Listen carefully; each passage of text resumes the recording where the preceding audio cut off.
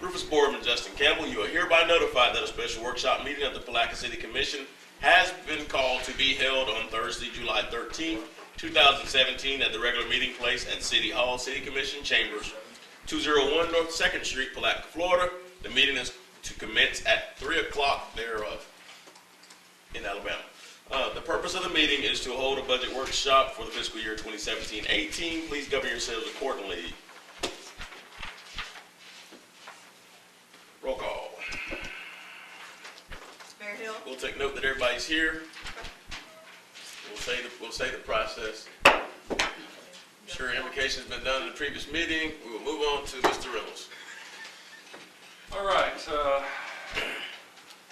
Starting with the first slide, which is citywide assumptions. So these assumptions apply to all of the funds of the city. So general fund, airport, golf, sanitation, utility fund.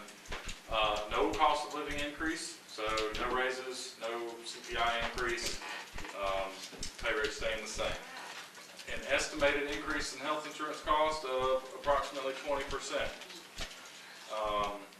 City share of pension contributions for general employees, which are any employees that are not sworn police officers or firefighters. It's going from 22.4 to 28.2. For police officers, it's 8.4% to 15.5%, and this is of their wages. And for firefighters, 32.8% of their pay to 39.8% of their pay. So these two increases for just the general fund, health insurance was a $91,000 increase, pension was a $220,000 increase.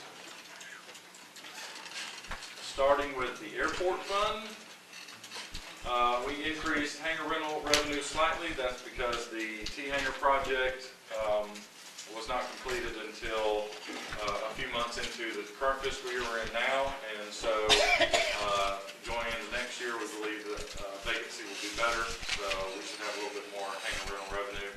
The 100 low lead fuel revenues are up quite a bit. However, if you increase revenues, you have to increase expenditures in order to buy the fuel. So, but there is a profit margin there, so the net effect is a positive one. In regards to personnel, no major changes. Okay, for the revenues and expenditures of the fund, you'll see here we budgeted to have the obstruction removal project. Per our grant agreements, our share of that $750,000 project was $6,680.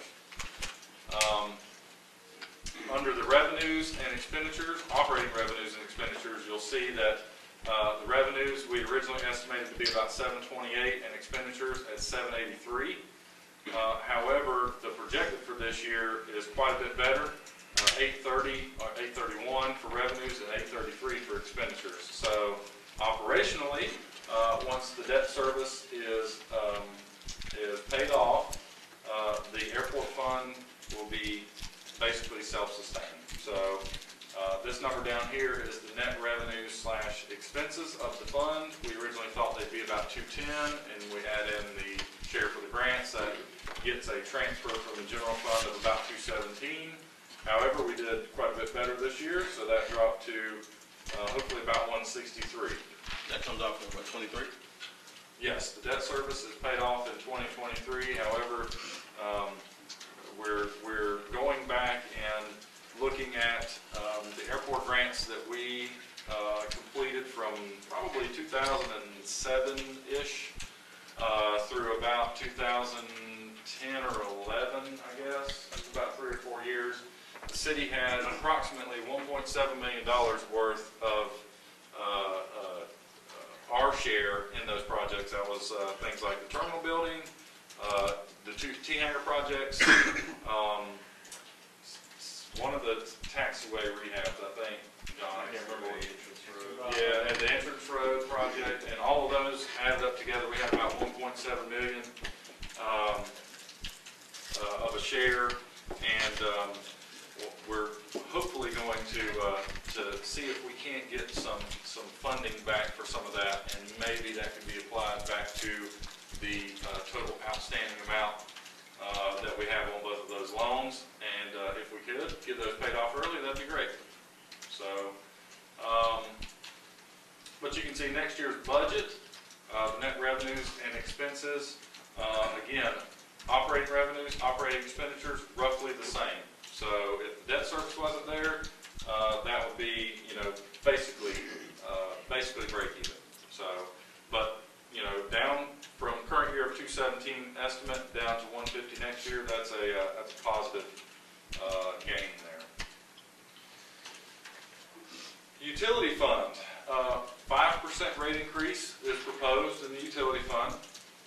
Under the water plant, no changes in the staffing levels, and under capital outlay, we included the same amount that we had for this year for some replacement items, as well as annual well upgrades that are needed each year to keep the wells in compliance.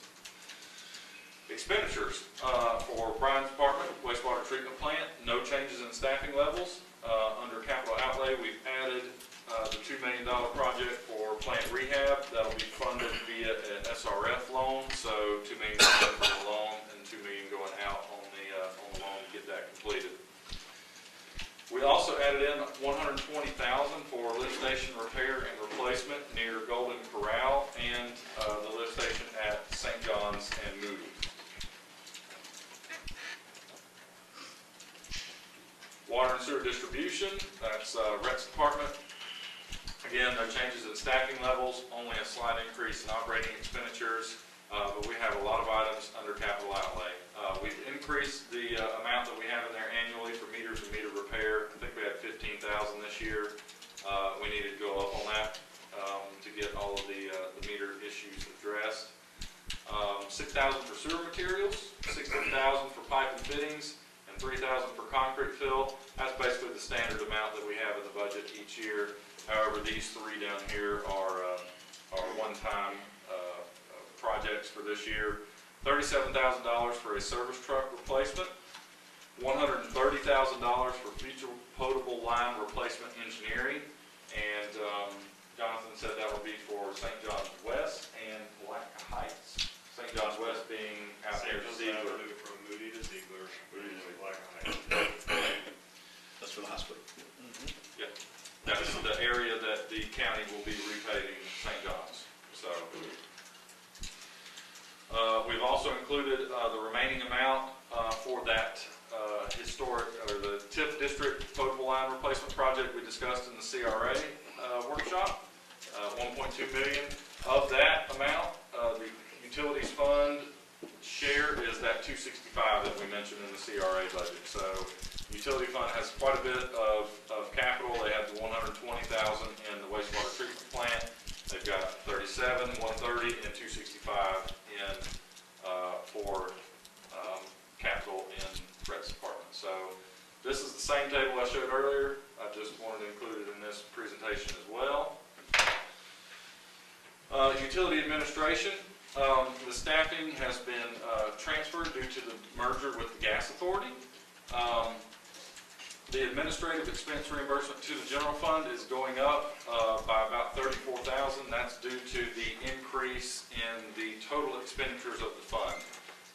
The administrative expense reimbursement is based on a formula, and it basically takes the fund amount for each fund of the city and then breaks that down based on the different departments that contribute to administering each fund. And so with the increase in expenses in the fund, the administrative expense reimbursement goes up as well.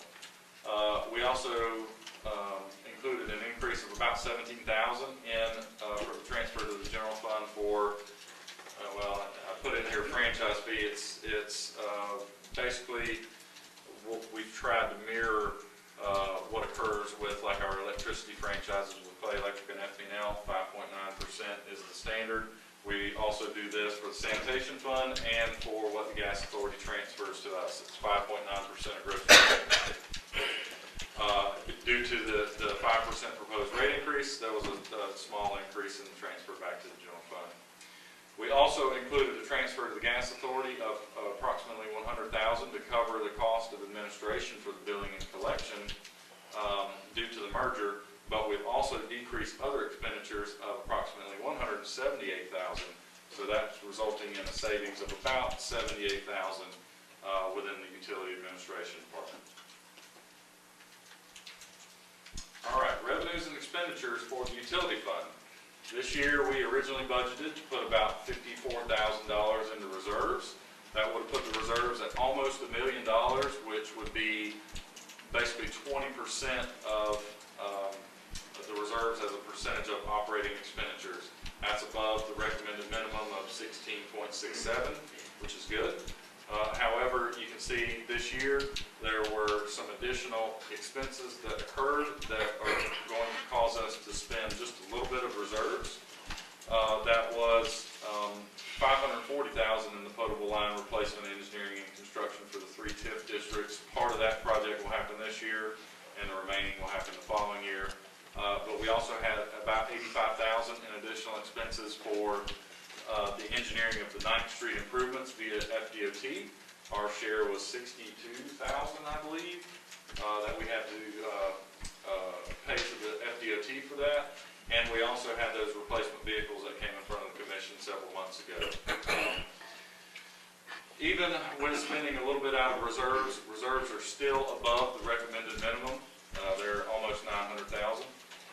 Going into next year's budget, you'll see that the net revenues are just a little bit positive, about $20,000 estimated to go into reserves. So keeping our reserves about $900,000, which is still above the recommended minimum, about 18.5%.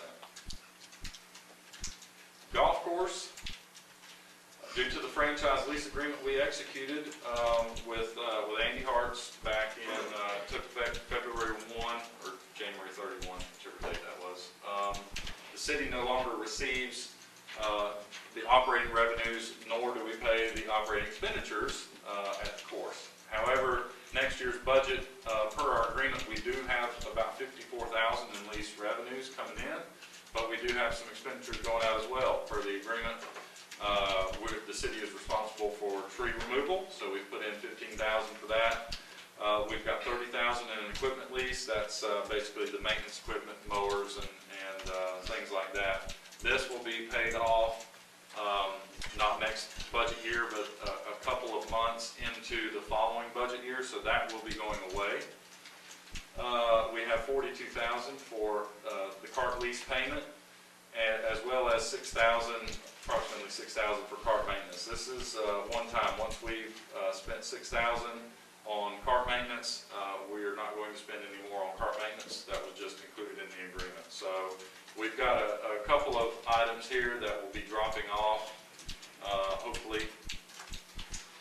Okay, so we originally budgeted for the operations of the golf course, revenues and expenditures, to have to require a transfer from the general fund of about $218,000. Since we've executed the lease agreement, this was basically the revenues and expenditures that we've received for the first few months that, about 4 months of this fiscal year that we operated the course, and then the remainder of the year for any remaining expenditures, and then lease revenues. So that figure, 218, is projected to be about 130, which is good. That's a good decrease. And then next year it gets even better. So the transfer from the general fund for the operations of the course of about 47, but 30,000 of that, and hopefully the 6,000 for the cart maintenance will fall off, and so this number will be close to being zero. I have not seen that since I've been finance director, that we haven't had to transfer money from the general fund for the operations of the course. So we're getting close to the course being self-sustaining. However, there is the issue of debt service at the course. This had been being paid out of Better Place. State auditors said we cannot do that, so we had to transfer that money out of the general fund. So the original amount that we thought we were going to have to transfer out of the general fund was $218. However, we've had to add in this $169. So even with the 47 next year and the 169, it's still approximately $218,000 that we're going to have to transfer from the general fund. However, at least it's not $218,000 and $169,000 coming out of the general fund. So that is a positive. Again, this debt service will be paid off same year as the airport fund, 2023.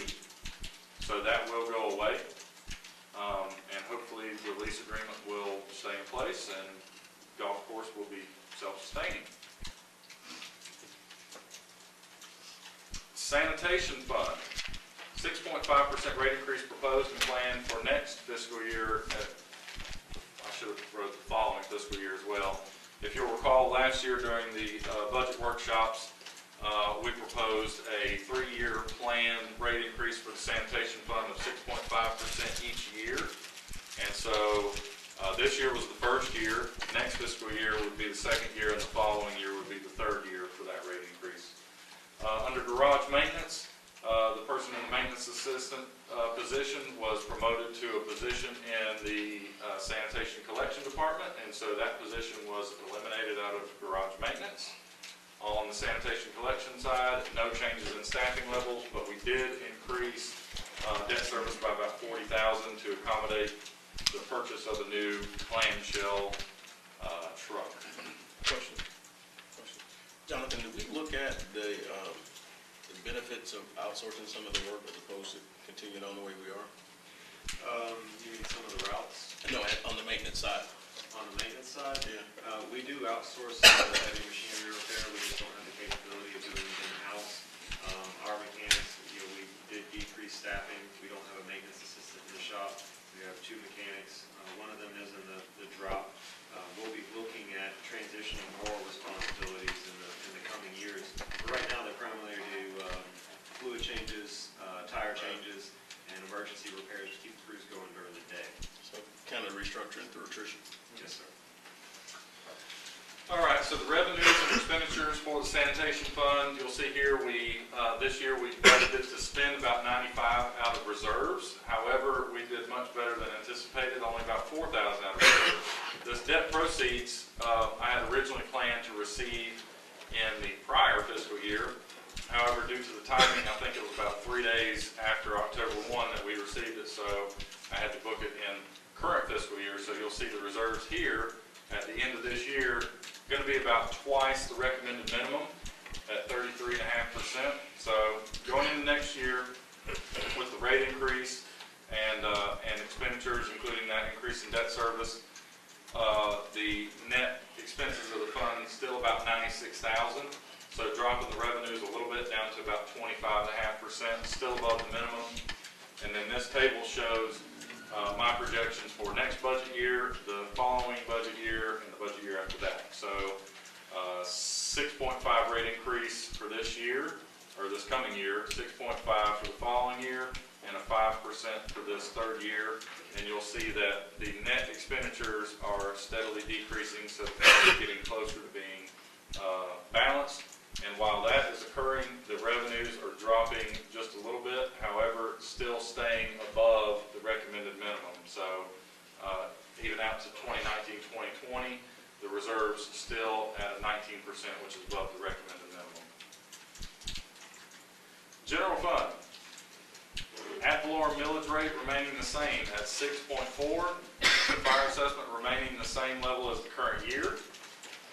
We are seeing a majority of other revenue sources that are trending upwards, and one positive thing we saw this year was our taxable value increased by 5.91% from this current fiscal year right now. It went from $380 million to $403 million, which is a very positive economic indicator. So on the revenue side, we did also decrease the red light camera revenue by about $180,000, but we also decreased red light camera expenditures by $195,000. That's basically the money that is remitted to ATS, the red light camera company, and to the state of Florida for their share of those. So those are basically offset, and that's in anticipation of the red light camera agreement expiring in November. You'll see down here under expenditures, I mentioned these costs earlier. Health insurance increase approximately $91,000. Pension cost increase approximately $220,000. So we started out this year facing, an additional $311,000 in expenditures that we had to try to accommodate. Under the fire department, 2 administrative positions being combined into 1. Code enforcement. increase of $20,000 due to the onboarding of a new code enforcement officer. That'll just depend on what type of health insurance coverage that they're looking for. It could be that high, it could be a little bit lower, so we'll just have to see. Under the streets department, the operating expenditures went up quite a bit, $115,000, but that was primarily due to the inclusion of a new or a second Department of Corrections inmate work squad, as well as increases in electricity for street lighting and equipment and vehicle maintenance. However, on the personnel side, we decreased expenditures by $70,000 because we changed the structure of how the part-time and the seasonal laborers are budgeted for, and because we're getting a second inmate work squad, we were able to reduce some of that. However, the net effect is still, streets department was up by about $45,000. Under cultural resources, increase of $25,000, and that's primarily due to addition of overtime as well as increases in pension and health insurance costs. Man, on that code enforcement, Yeah. was that the worst case scenario? Yeah. Okay. Yeah, that's typically how I budget. Whenever we have an open position, I'll assume that whoever we hire has family coverage, and that costs the city about $17,000 a year. Okay. However, if we hire somebody in and they pick single coverage, that's only about $6,000. Or if some people have former military, they don't pick up our health insurance, things like that. It can vary, but I always budget for worst case scenario. Right. Good deal. Thanks. Parks and Recreation, we saw an increase of $21,000, and that was basically just increases in various operating expenditure lines. The transfers decreased by about $80,000. It said airport, I should have added airport and golf courses. A little bit of a combined decrease between both of those. Okay, so this first column is the budget for this current fiscal year as amended after we made the amendments to transfer the money back to Better Place. So, as you can see, we were budgeted to spend about $650,000 out of reserves, and that would be bringing our reserves down to about $900,000, about a 9% reserve, which is not quite half, a little bit above half of the recommended minimum. However, we are projecting this year to put about $255,000 into reserves, and really there's two big things that contributed to the revenues being about $550,000 more than expected, and that is we're anticipating $142,000 reimbursement from FEMA for the Hurricane Matthew response, and a $388,000 from uncollected fire assessment fees from the first year of implementation. The first year we did the fire assessment fee, we budgeted for a collection rate of about 60%. Because the city did the billing ourselves and we had no way to enforce payment. However, the second year, we placed both the second year assessment along with any unpaid amounts for the first year onto the tax bills, and then those amounts were paid. And so that brought in additional revenue that was not budgeted during this year. So those two things combined, operating expenditures about $200,000 below budget as well due to vacant positions and other savings we were able to come up with. So that should result in our reserves being about $1.8 million, which is 19% of operating expenditures. So that's above the recommended minimum. And had we not had those transfers, we were looking at roughly about $1 million in the black during the budget year. When you can generate about 10% in revenues from your budget, you're doing well. Oh yeah. So next budget year, you'll see that it is in the hole. However, there is a one-time $60,000 capital expenditure in the IT department for replacement of servers and other various hardware that really needs to be replaced. And so, operationally, if that $60,000 was not included in the budget would be in the black by a few $1,000s. But that is what excess reserves are there for, one-time expenditures. So we've got that built into the budget as it stands, and that would put reserves at about $1.75 million, or about 19% of operating expenditures, still above the recommended minimum. Better Place Fund. Getting a lot of things done next year in the Better Place Fund. Finishing up the $1.1 million Southern Riverfront Improvements Phase 4. That's the moving of Short Laurel Street, the parking lot, resurfacing all of 2nd Street from St. John's to where Short Laurel is now, resurfacing Memorial Drive from St. John's to in front of the church. And in order to complete that, we did get a $750,000 CDBG grant, and the downtown TIF is transferring $157,000. The remaining 200 plus is Better Places share for that project. The Booker Park Stormwater Project, the 660 will probably be a little bit higher so that we can get that third ball field. But we did get a $440,000 grant from the Water Management District for that. Again, the difference between those two numbers will be Better Places share. Southern District Stormwater Project. We've got approximately $700,000 for that project, $468,000 grant from Water Management District, $123,000 from the South Historic District. The remaining amount is again share from Better Place. We did include $164,000 in resurfacing and striping of roadways next year. We did a few roads this year, and hopefully going to get quite a bit more done next year. There's the Riverfront Vaulted Ponds we mentioned earlier in the CRA budget workshop. $130,000 coming from the downtown TIF. The remaining $170,000 again is Better Place share. Completing the $575,000 for the water taxi terminal facility. I didn't put all of the various grant funding sources, but Better Place also has a share of a couple $100,000 in that project. We included $80,000 in sidewalk improvements again. We have $80,000 in this budget year. We're planning to spend about $100,000, and then next year we'll be doing $80,000 more on sidewalk improvements. I can tell you that's been huge in the community and very popular. And I think it ultimately saved us a lot when it comes down from the liability standpoint. Two FERDAP 100% funded projects, Hank Bryan Park as well as Booker Park improvements. And Jonathan, those are for basically basketball courts and other. Signage, fencing, lighting, yes. Good. Those are 100% funded, so that's a good thing. And then we also did include approximately $570,000 for purchase of a dump truck, skid steer, backhoe, service trucks, and a street sweeper. But we've included $313,000 from the USDA in grant funds that we will hopefully procure.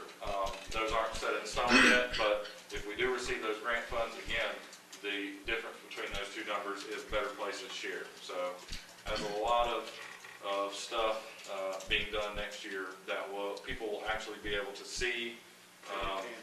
Booker Park will be done. Hopefully have 3 ball fields out there. Southern Riverfront will be done again down there around the newly completed playground. Resurfacing and striping of roadways, finishing more green space on the riverfront, water taxi terminal facility will be done, more sidewalks. That's just a lot of stuff that people will be able to physically see being accomplished next year. So, And just a thought for the future, let's look at Hank Bryan. I know we talked a little bit about it last year. At some point, let's revisit.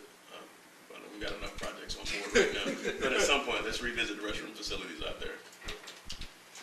So revenues and expenditures in Better Place, you'll see this is what we originally budgeted this year, what we're projected to occur, and then next year it will be taken reserves down to about 176.